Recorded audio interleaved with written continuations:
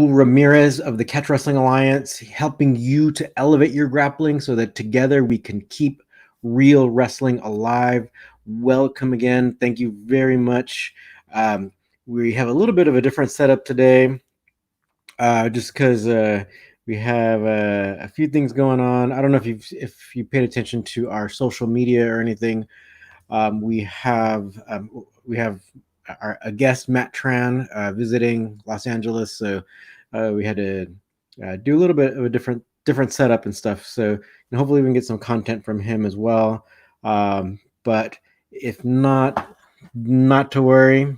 But anyway, we do have some stuff from Matt Tran from on our members site from our YouTube channel.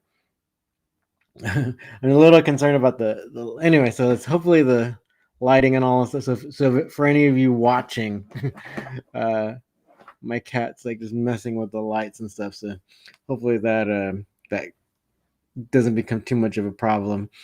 But hopefully it doesn't knock over the computer or anything. So, but anyway, we have a few announcements coming up. So we do have some content from Matt Tran on our members site on our YouTube channel. So if you want to become a member, go ahead and check that out. I believe we have a video up, and we will we'll publish that really soon. I just finished editing that from this past Thursday, so it's up. I don't know if it's out yet. If not, it should be up right after this live stream for our members.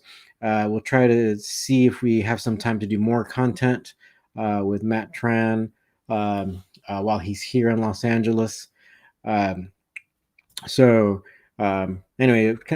we'll see what we can do for you. Time is limited, but we'll try our best. Also, for those of you who are at UCLA or have any access to UCLA's gym, we started our catch wrestling program there. We also started our Sanda class as well, so the Chinese kickboxing class. So those two have started, and we're doing a 6-week summer program. So if you have access to the gym, please come. You're totally welcome. Also, we have our ongoing catch wrestling class at Fight Science MMA.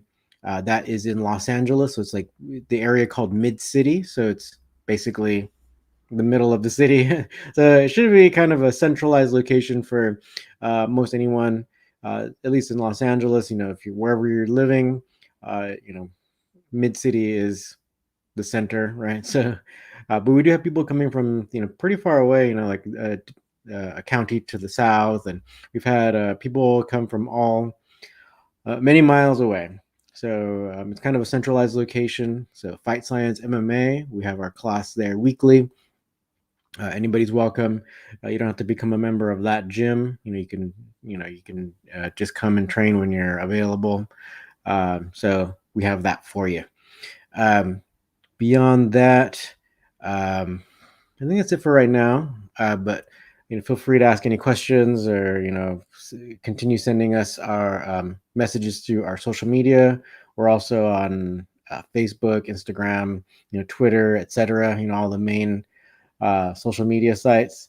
So feel free to ask us questions there as well as on our YouTube channel and wherever you get your podcasts. So thank you for paying attention to us. But let's go ahead and get to the subject today. So this is something that comes up every once in a while.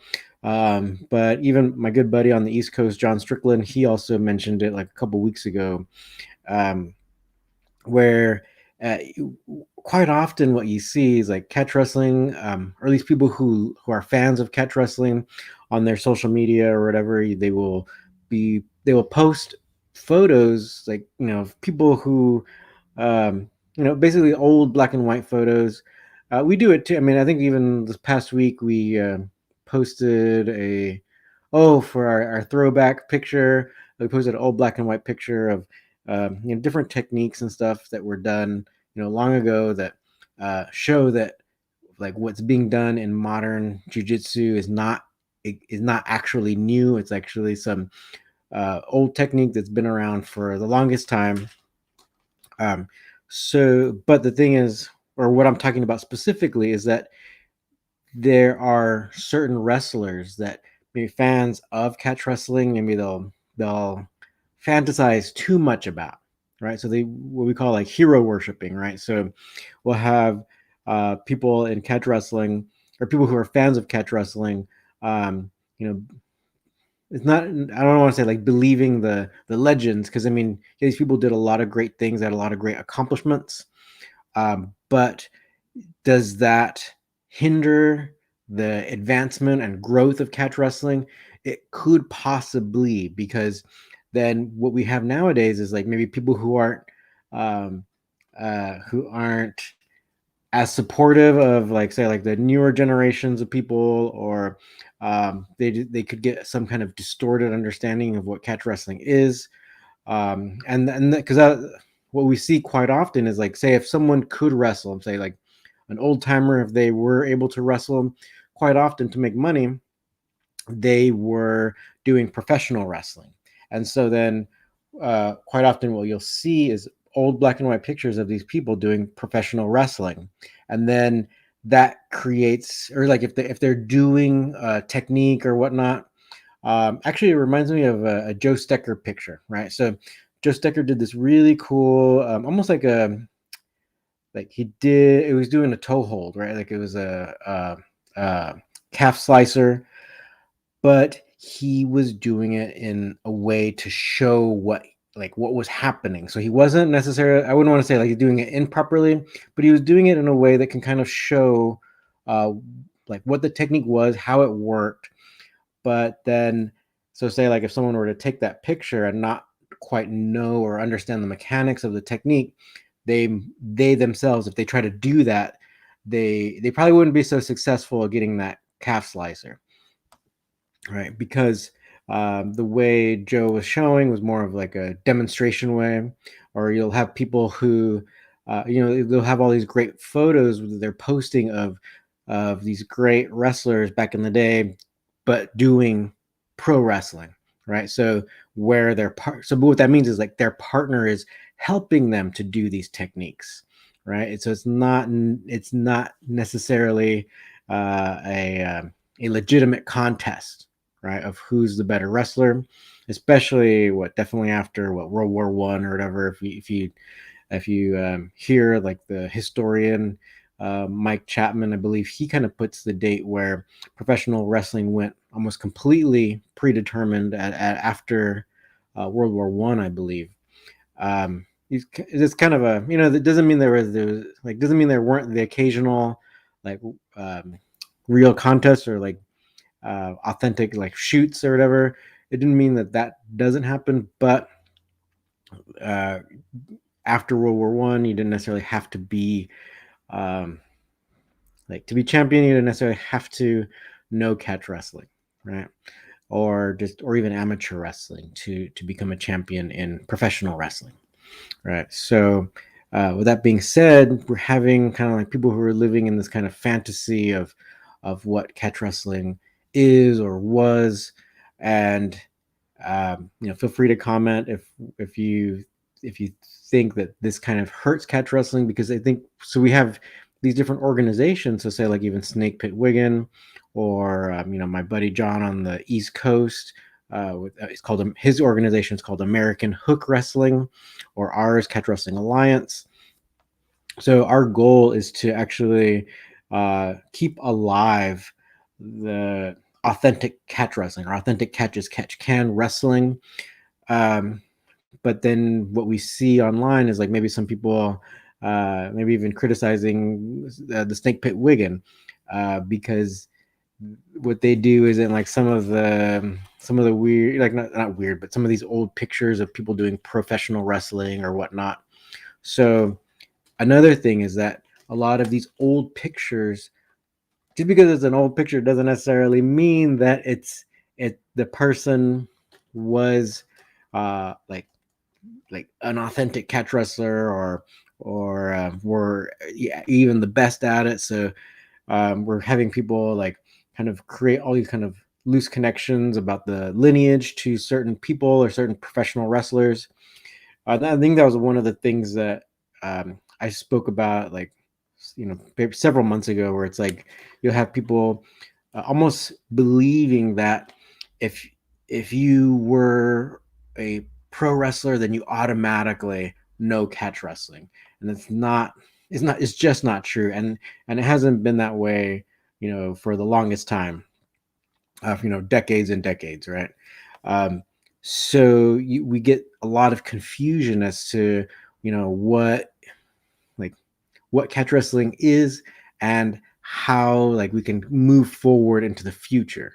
And so I think sometimes, in my personal opinion, is that, like, we really need to be promoting and like kind of creating a newer generation, and moving. We've got to keep moving catch wrestling into the future, and not necessarily worry so much about like the old pictures and whatnot, because we have people who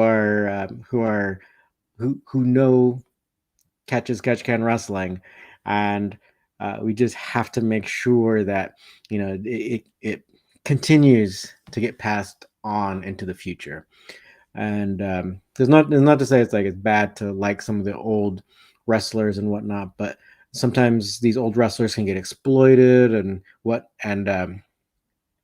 sometimes so some people can kind of like claim just like these loose connections to people, and then they rip people off, and um, not teach and stuff like that. So there's always different problems we're kind of seeing. So I would just I would just say it's like hero worship. While it's great, but we have to keep looking to the future, and promoting the people nowadays who are doing it, and we have to not worry so much about what happened almost 100 years ago, or even longer than 100 years ago. So with that being said, feel free to comment and whatnot. We can kind of flesh this idea out a little bit more. Up to you. um, but think about that. Let that rattle around in your head a little bit. But basically, I think it can be problematic.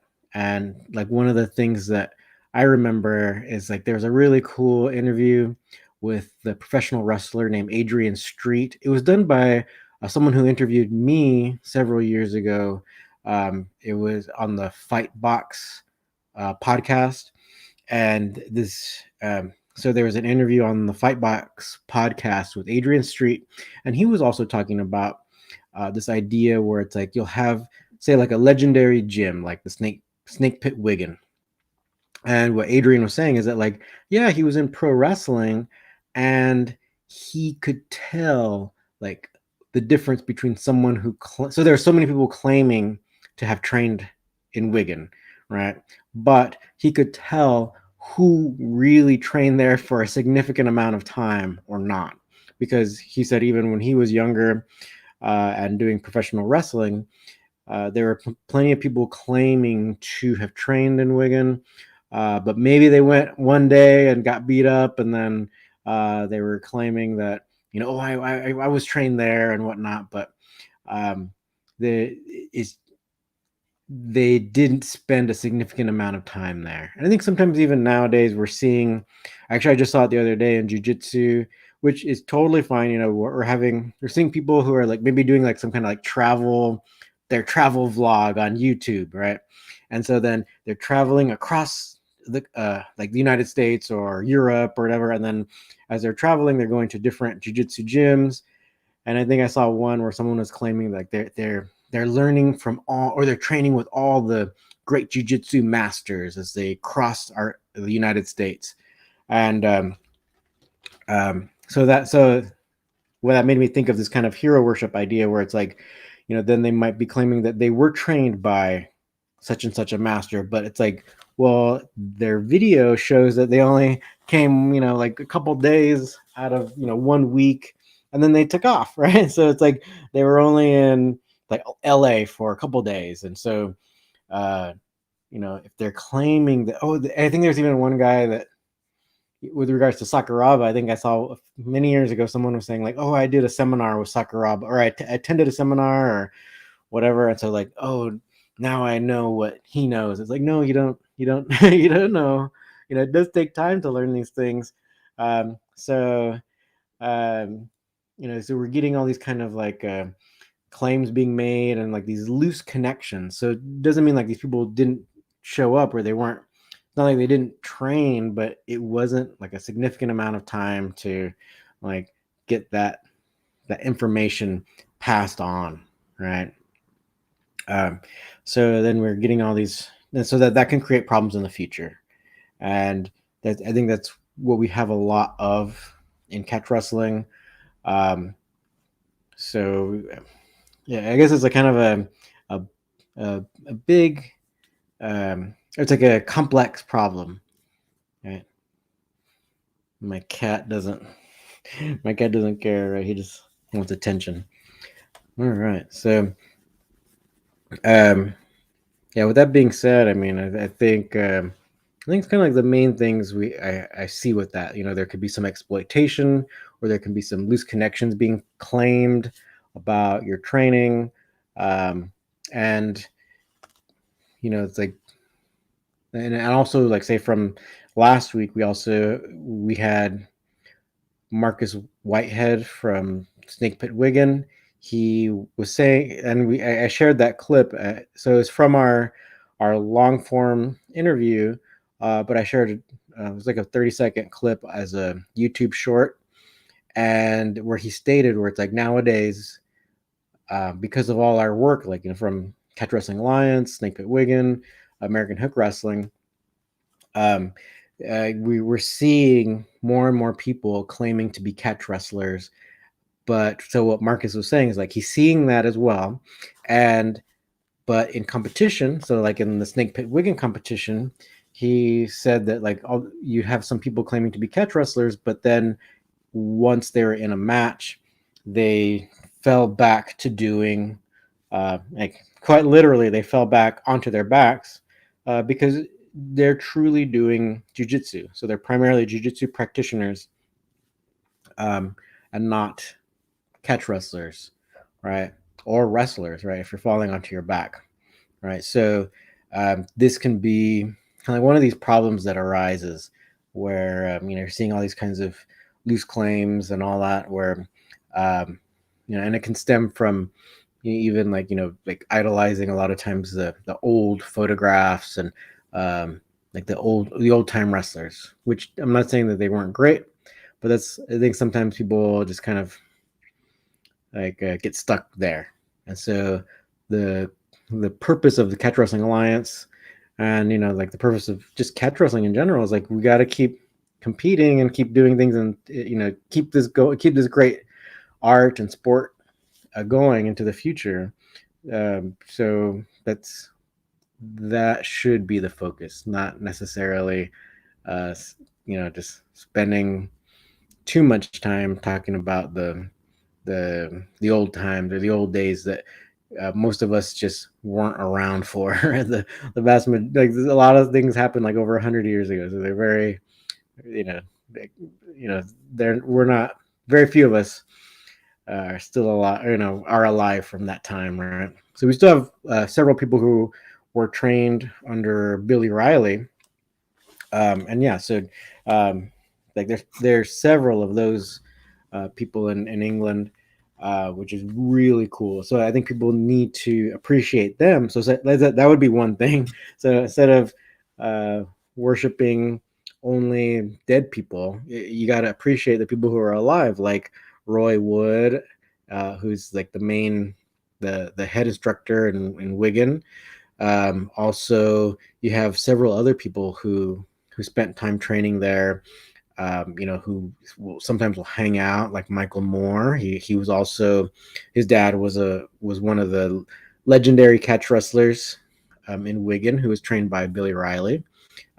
Michael Moore himself was also trained by Billy Riley, and so we have these people who are alive who might not be as appreciated because people are worshiping some old photograph um, of someone they've never met. All right, so we're getting some comments in here, some hate comments, right? let's see. Yeah, McClarty Films, like Luthez and stuff. So I think Luthez also is getting some appreciation in the United States, but I think a lot of people don't quite know of Luthez, right? He's considered like one of the greatest American like authentic wrestlers and catch wrestlers. Um, but maybe I think sometimes even through marketing, people might just think like like sometimes people think like, oh, I think well, there was like a claim by Bas Rutten, I think, on when he was doing that MMA news show. I think he mentioned catch wrestling. I think he said that, oh, it was invented. Catch wrestling was invented in like the 1970s by Carl Gotch or Billy Robinson or something like that. So I think sometimes we're like through marketing. I think also it's like we're getting some kind of hero worship um, where it's like people. So catch wrestling. So for people's information, catch wrestling is it evolved over a few hundred years, right? So 1970 is not 100 years ago; it's just a few decades ago, and so no, like Bas Rutten just happens to be wrong in this case. It wasn't developed by by Billy Robinson or Carl Gotch. So that's why we get all these kinds of problems. It doesn't necessarily mean that you have to know the exact history of catch wrestling, but let's try to keep the real thing going and continue with the actual wrestling aspect of catch wrestling. That's one of the main things about it, where it's like you don't spend time on your back, and I think people can also they can learn like the value of being off of your back. That is like a really important thing that makes catch wrestling different. Um, because what we're also seeing is we're seeing like say maybe some people in no-gi jiu-jitsu who have a wrestling background, and then they just kind of like they kind of just mix the jiu-jitsu with their amateur wrestling, and they're very tough competitors, but it's still not catch wrestling. And sometimes these people, like once they kind of spend time doing a lot of jiu-jitsu, then they start like rolling onto their back, right? Maybe playing from guard and whatnot. So that still wouldn't be catch wrestling, right? So again, our goal is to preserve and continue and like promote and just bring catch wrestling into the future. And so hopefully everyone listening or watching can help us with that too, and we appreciate everyone's support. And so I think we can't. People seem to really like the old pictures, right? So like even if we post something on our social media, we get a lot of likes and whatnot about some of these old time pictures and old time wrestlers and stuff. But we're definitely going to uh, help you to know or get to know some of the modern day catch wrestler or catch wrestling um, proponents, right, or catch wrestling schools and entities that are really preserving like the real thing and whatnot. So I think that's one of the things that's really important, or even most important, right, in order to keep this sport going and into the future and growing just ultimately. And so, that being said, so if anybody wants to come train, like at the beginning of this broadcast, I said we have classes at UCLA and then also at Fight Science MMA. You also have my buddy school on the East Coast in South Carolina. You can train with John Strickland. You can find them on Facebook at American Hook Wrestling. You can contact their page there on Facebook. It's probably the easiest way to get in touch with them. So also we have in England, of course, the Snake Pit in Wigan, who just recently had their big tournament, just maybe 3 weeks ago now. So we'll just we'll continue promoting the real thing, and so hopefully everyone supports that. So if you're not in either of those areas, I know it's like just like 3 locations on the earth I just mentioned. So if you're not in any of those areas, feel free to join our online program. That's through our website, catchwrestlingalliance.com. That's the CWA Academy. It's a graduated program where you get access to foundational courses plus a few extra, but you have to show proficiency in these foundational moves. And then once you like show video of yourself doing those to my satisfaction, then you get more access to more lessons and whatnot. So it's like a graduated program. Right, so we're still building up all that. You're welcome to try. We also, on our website, we also have several kind of standalone courses that you can purchase separately. So that's all there. Like, so kind of like one of the ones that we have recently was Pressure Pass System Volume 1, right? So we want to make Volume 2 pretty soon. But what that is kind of like a more like a one-off kind of topic that we want to kind of show, where it's like kind of, it's like catch wrestling against no-gi jiu-jitsu, right? Because one of the pressure passes that we show in the first one is that it's against someone who's already in guard. So I mean, in a catch wrestling competition, they would lose, they would have lost already, right? So that's why it's not necessarily included already into our CWA Academy. That's why it's a kind of this one-off type thing. That's why it's offered separately. But if you are in the academy and you are there long enough, then we can grant you access to it. It's pretty simple. So we can do that for you as well. But yeah, if you have any questions, go ahead and shoot us a message. Or you can also, if you don't want to learn and you want to just support us, you can support this channel.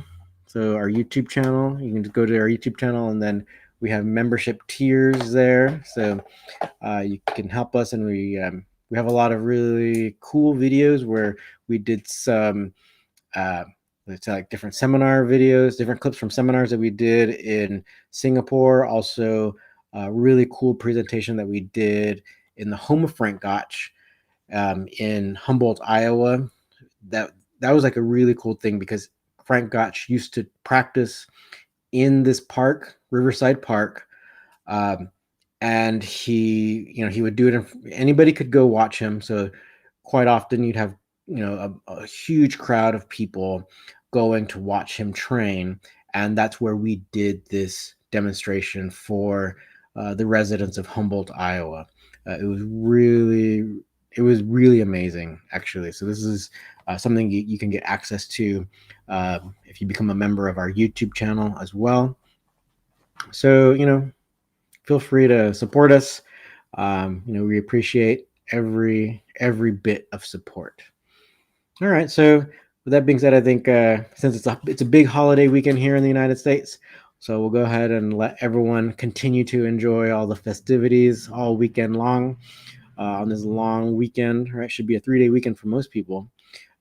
Okay, so just wanted to kind of stop in and say something controversial, and then just take off, right? And let people fight amongst themselves, right? Or write hate comments to me, right? All right, so thank you very much. Also, we're here to help you elevate your grappling, and together we will keep real wrestling alive. Thanks again.